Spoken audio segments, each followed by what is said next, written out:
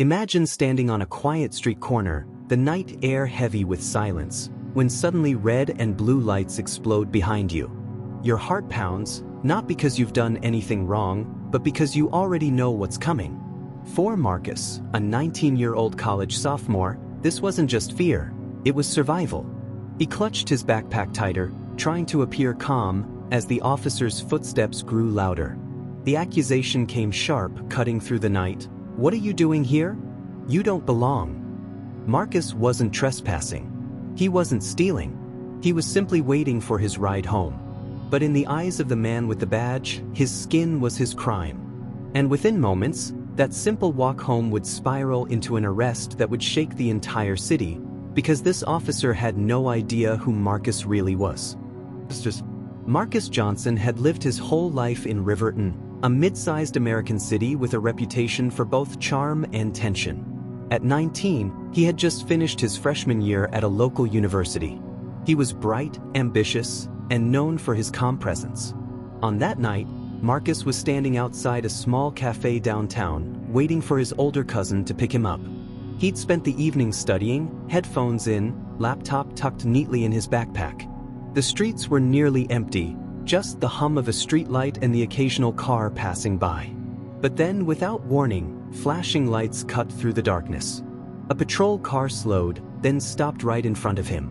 Out stepped Officer Bradley Kent, a man known around Riverton's black community for his short temper and heavy hand.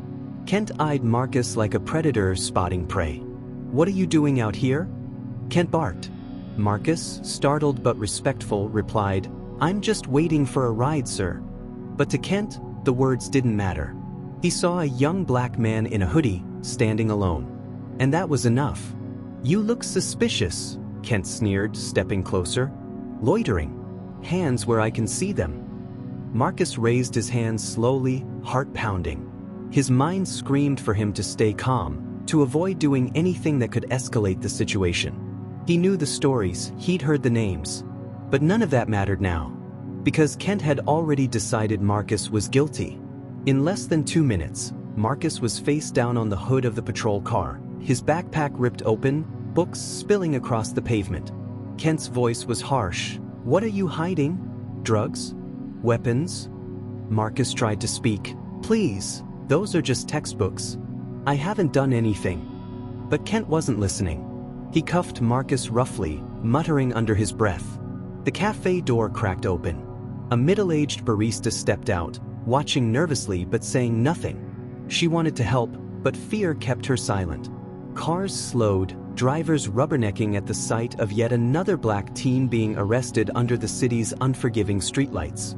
Marcus's cousin Jamal pulled up just in time to see the scene unfold. He jumped out of his car, shouting, "Hey, that's my cousin. What are you doing? He hasn't done anything." But Kent shoved Jamal back with one hand on his holster. "Stay back unless you want to join him." The tension was thick, suffocating. And just like that, Marcus was shoved into the back of the cruiser, cuffed, humiliated, terrified. All for standing still. At the precinct, Marcus was placed in a cold, windowless room. No phone call. No explanation. Just silence and the weight of injustice pressing down on him. Kent swaggered in hours later, tossing Marcus's backpack on the table. "Tell me the truth," he demanded. "Why were you really out there? Who were you waiting for? Don't lie." Marcus, holding back tears, repeated, "I told you. My cousin was coming to pick me up. That's it." But Kent didn't believe him. To him, Marcus was just another case. Another statistic. Another name to pin to a meaningless arrest report. Meanwhile, Jamal, furious and shaken, raced straight to Marcus's parents' home. But Marcus's father wasn't just any father. He was Mayor Daniel Johnson, the city's first black mayor, a man who had spent years fighting to bridge racial divides in Riverton. When Jamal burst into the house and breathlessly explained what had happened, the room froze. Mayor Johnson's wife dropped the dish she was holding. His youngest daughter began to cry. And the mayor himself? He went silent, his jaw tightening, fury simmering beneath the surface. "My son, arrested? For waiting outside a cafe?" His voice was low, dangerous. He didn't waste a second. Within minutes, phone calls were made. Lawyers were contacted. And a convoy of city officials headed straight to the police station. Back at the station, Kent was smug, leaning back in his chair, certain he had done his job. But then, the door flew open. In walked Mayor Johnson, flanked by attorneys, city council members, and the chief of police, who looked like he had just seen a ghost. The room went silent. Kent straightened, confusion flickering across his face. "Mayor Johnson, what are you doing here?" The mayor's voice was ice. "I'm here for my son." Kent froze. His eyes darted to Marcus, still sitting cuffed at the table. The realization hit him like a tidal wave. The teen he had arrested, humiliated, and accused of crimes that didn't exist was the mayor's son. The room shifted instantly. Suddenly, Kent wasn't the predator, he was prey. The story didn't stay quiet. By morning, headlines blared across local news. Mayor's son wrongfully arrested by officer in Riverton. Racial profiling at its worst, caught in the act. Videos from bystanders surfaced online, spreading like wildfire. Social media exploded. Protests erupted outside the police station, fueled by anger not just for Marcus, but for every black teen who didn't have a mayor for a father, every young man whose story ended in silence instead of headlines. Mayor Johnson stood before the cameras, his voice steady but filled with rage. "My son's only crime was existing while black," he declared. "And if this can happen to him, it can happen to any of our children." The city listened. The nation listened. And suddenly, Riverton was a symbol of everything broken in the system. Officer Kent was suspended within 24 hours. An investigation revealed a long history of complaints against him, allegations of harassment, excessive force, racial profiling.